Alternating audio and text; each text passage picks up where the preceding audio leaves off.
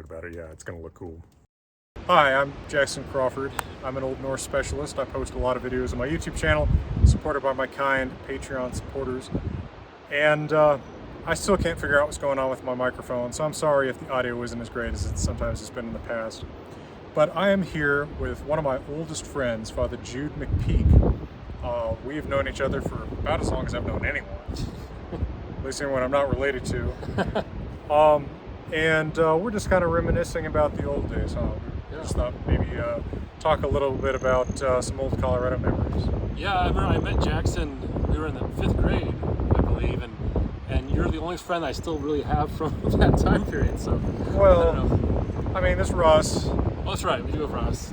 But we've only kind of gotten back in touch with him. Yeah. Right? We've been in continuous Oh, yeah. contact.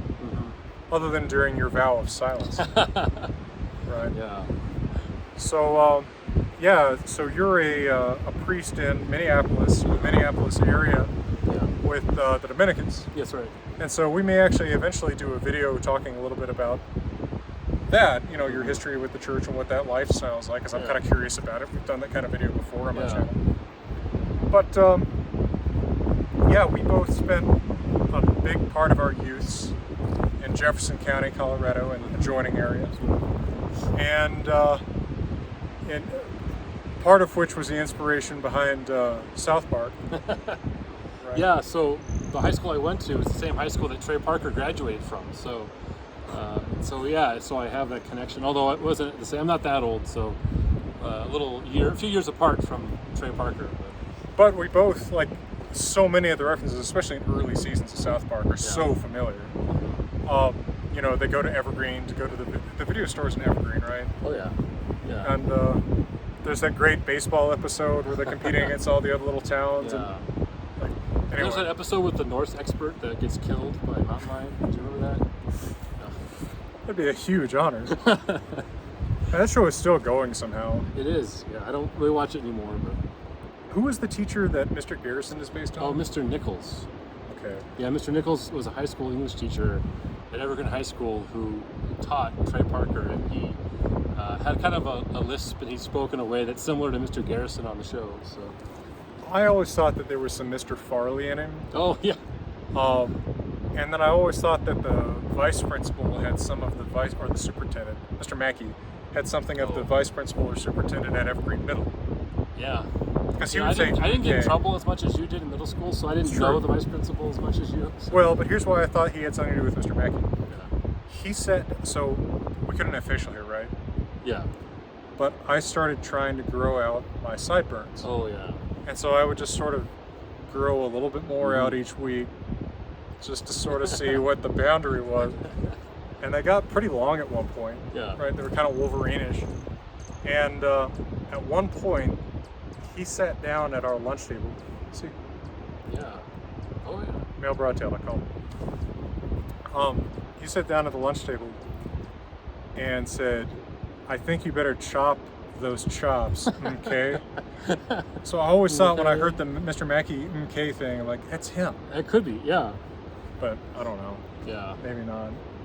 I certainly don't know the inspiration behind Cartman or anything like that. Yeah. Anyway, so that's fun, and of course I spend a lot of time in Park County now, so you know there's like the old western town that of course they have a bunch of episodes around. Anyway, there's a bunch of fun connections there. But when we were kids, I feel like this whole area was more, I don't know, wild. Like it felt undiscovered in some ways. Yeah. Now it feels like everyone has discovered it, and so you have to get in line to go to some of the parks that we used to go to as kids. Yeah, especially Rocky Mountain National Park. Yeah. But I mean, even some of the state parks, it's just astonished me sometimes. Yeah. You know, Colorado's filling up, and again, you know, it's an old man thing to say, because I understand why people want to move here. Yeah. Hell, I almost informally work for the Colorado Board of Tourism with the stuff that I do with these videos, right? Like, I get it, but man, it has changed so much. Like, so often I'll be sitting down at a cigar lounge or something, and you know, someone will tell me they live in some town that 20 years ago barely existed. Like, I remember when Westminster was the Butterfly Center, right? Oh yeah, that's not there anymore. No, I remember when that was the town. Oh, the basically, town, right? yeah, Like okay. that was a distinct thing. Yeah. You know. Anyway, old men screaming at clouds. Yeah.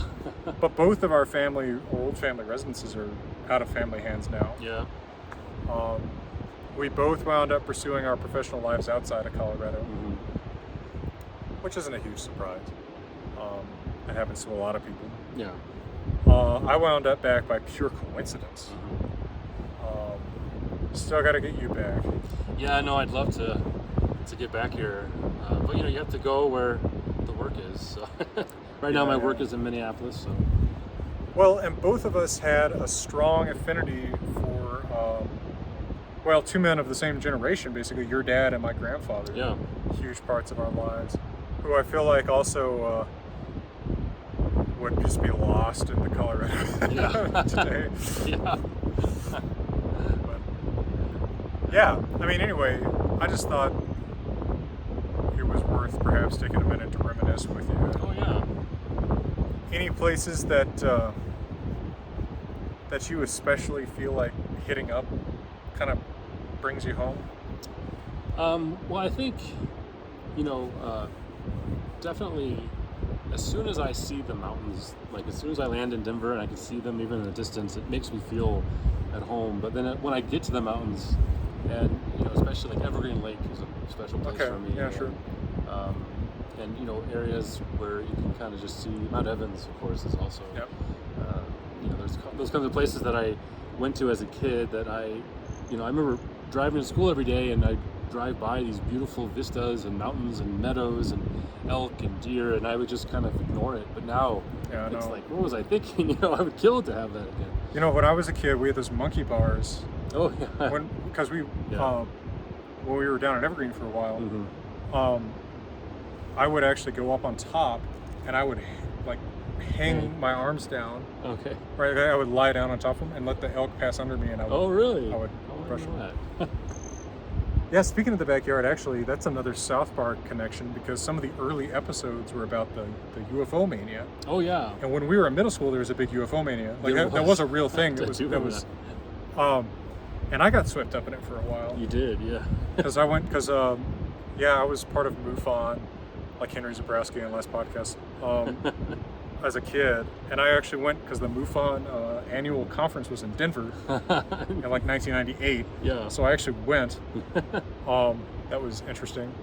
That was where I met the guy who told me that he saw UFOs on an annual basis. Yeah. Did I tell you about that? I do remember him. Yeah, hearing about him. Yeah, every July 4th, they would start as a single point of light near the horizon, rise, and then separate into many smaller lights. And I said, "So you're seeing fireworks?" And he said, "That's how tricky they are." You think aliens? They launch on July 4th. And it's amazing how much that actually left a huge imprint on my present day skepticism. It's like, I cannot just accept things that I want to be true, right? I don't know. But that's actually a pretty foundational thing for me, was my experiences with the credulity that I saw in a lot of the community. Anyway, but well, I remember for me, I never got into it because we have a mutual friend, Russ, and I remember going to his house and watching the X-Files and being too scared to fall asleep at night. And I think I would have nothing to do with aliens after watching that. But he was super into it. He was super into it. I don't think he is so much anymore. Yeah. But I don't know. He did play the UFO witness in my April Fool's video. So I guess there's still some of that going around. Yeah.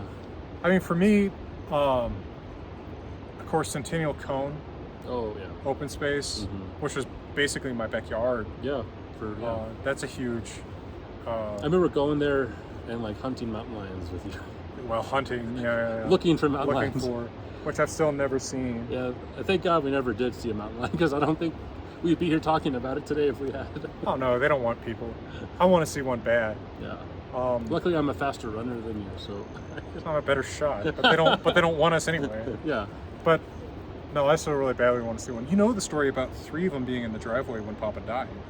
Oh, I did hear that. Yeah, but do you want to tell it again, or? Well, my grandfather loved mountain lions. I never saw one. And then the day he died, there were 3 in the driveway. A mother and 2 cubs who were, you know, almost grown.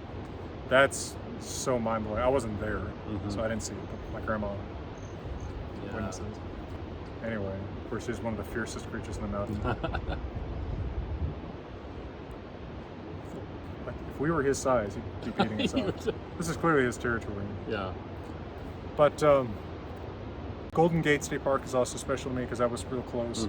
Like, I was a little bit more, obviously Evergreen is special to me too, but I also had more of the, like, Black Hawk, Idaho Springs area. Was, which you of course came to too, because we would play golf. Yeah. Golf. Right, we go out with golf clubs and hit balls and hit rattlesnakes. From the tops of mountains. Yeah, that was one of those times is when we saw that green rattlesnake. Remember that? I do, because we were walking together. We were playing golf, and so we both had clubs, and we were walking, and all of a sudden you just like start running, like taking off ahead of me, and then I hear this like right behind, like right next to my feet, and then I jumped out of the way, and then luckily, I think the rattlesnake was kind.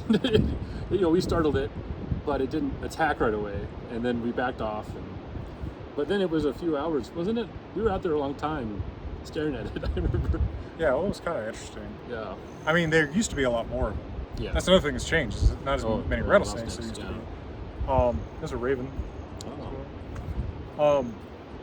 That was the only green one I ever saw. Yeah. And it was green. It was forest green. You remember that? Yeah, it was long, too. Yeah. Big guy. Maybe it was a different species or something. Ian and I ran into one, but it was more your classic diamondback. Oh, okay. Anyway, and then Papa, of course, is always popping out their heads. It's one of his things. Did you ever see a bear? Yeah, I've only seen black bears, and every time I've seen a bear, it's been like 3 times. I've always thought that's a weird looking dog, and then it stands up, and I'm like, oh no, that's not a dog at all. Well, yeah, I mean, they are dog-alike, I guess, in sort of movements and stuff. Yeah. I've seen a lot of black bears, some grizzlies, but only in Wyoming. Well, were you at Evergreen Elementary when the black bear climbed up in the tree? Yeah. That was fun because it shut down the whole school.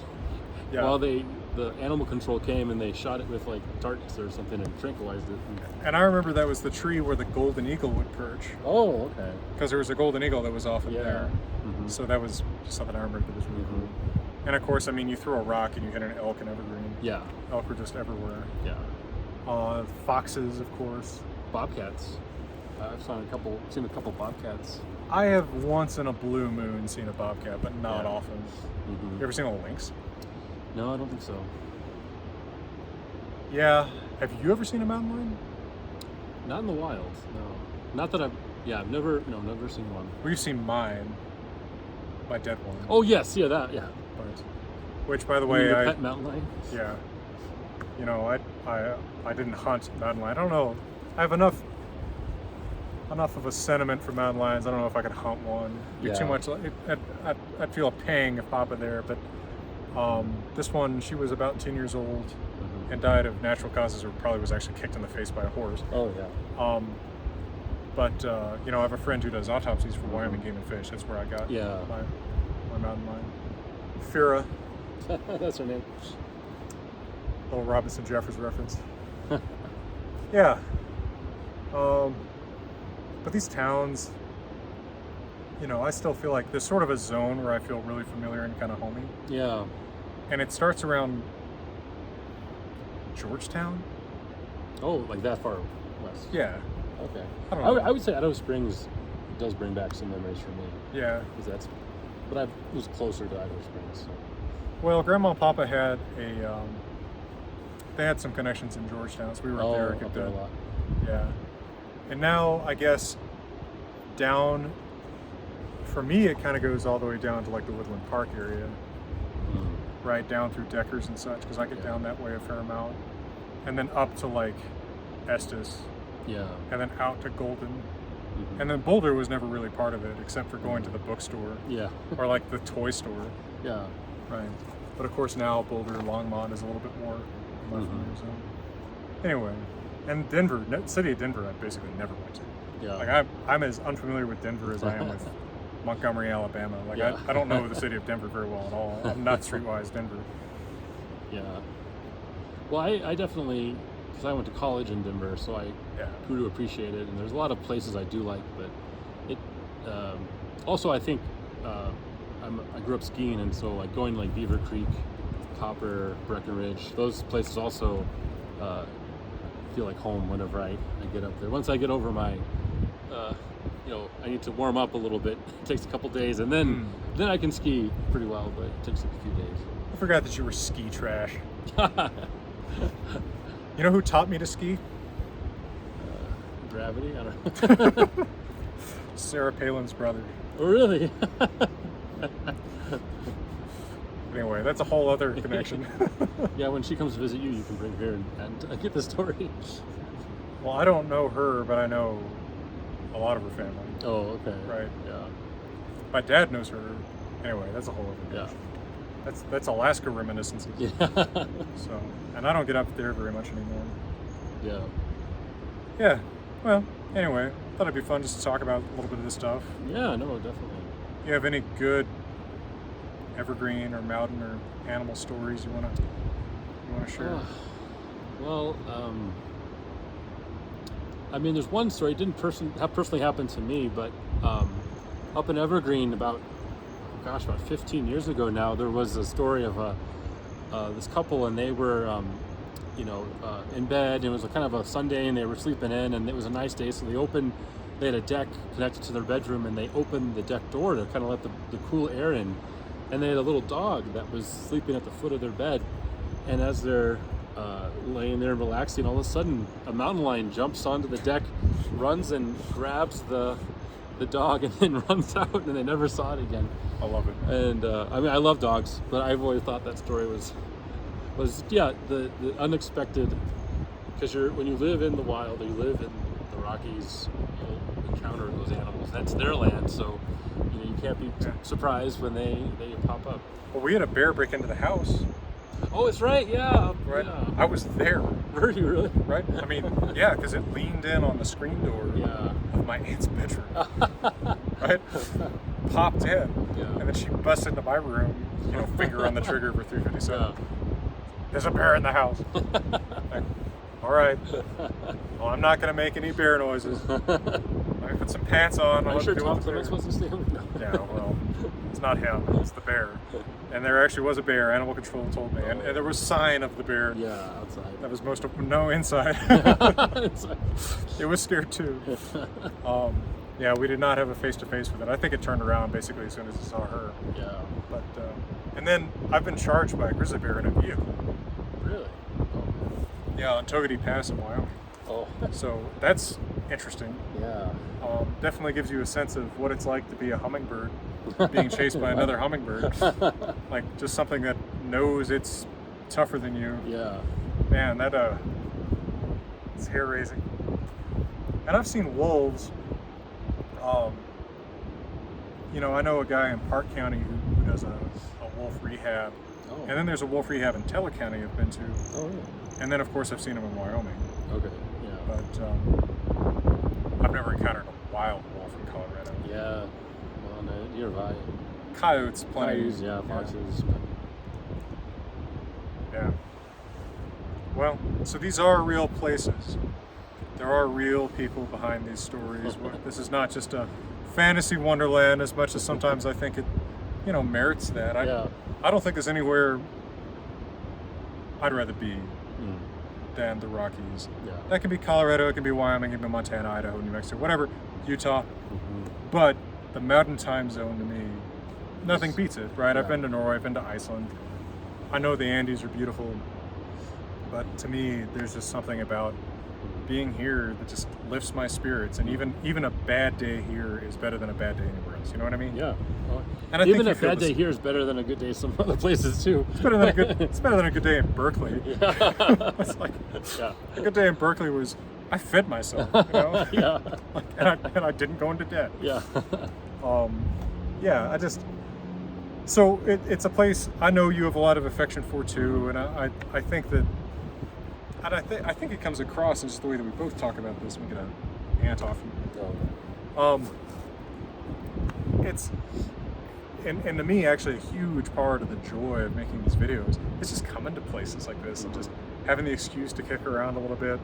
You know, watch hummingbirds fighting or ravens building their nests, or you know, looking at some elk or something. It's to me, that's what being home is all about. You know. Yeah.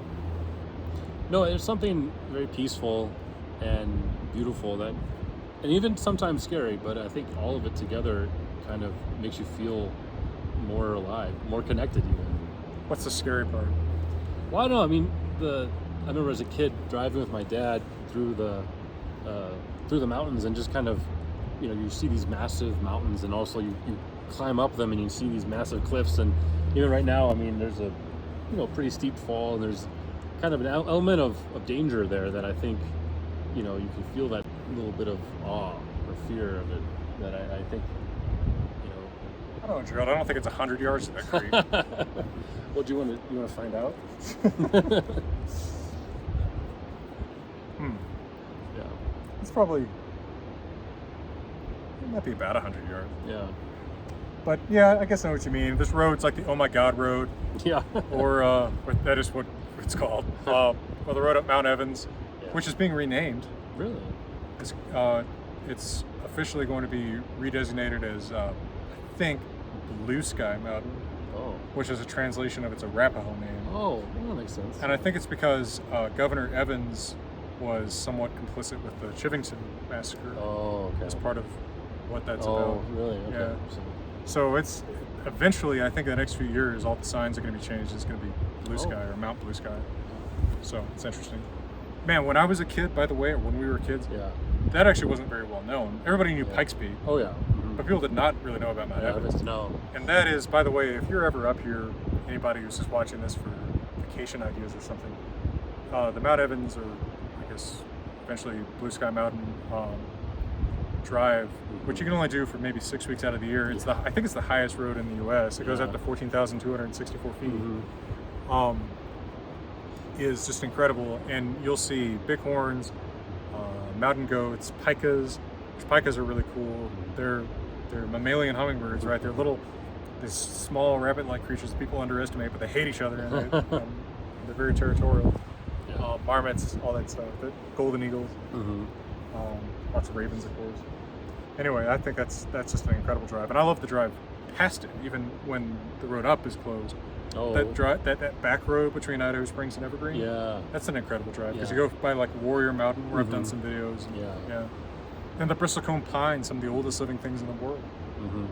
And I love those trees. My favorite tree. Yeah. I have a clock made of fallen bristlecone. Yeah. Really? Wow. I'll show you. You've seen it. You probably just didn't know what it was. Yeah. Was it the one that I broke this morning? Yeah. When you got frustrated, you just punched it. Yeah, that's right. I remember that. Yeah, sure. Yeah. Well, my friend's back. This is his territory, man. Anyway, well, thanks for talking to me a little bit about my all this. pleasure. Yeah, anytime. Hopefully giving some people a sense of, I don't know, just how lucky two guys feel to have grown up here and to be able to share these places with you all. And for now, from our beloved, beautiful Colorado, we're wishing you all the best.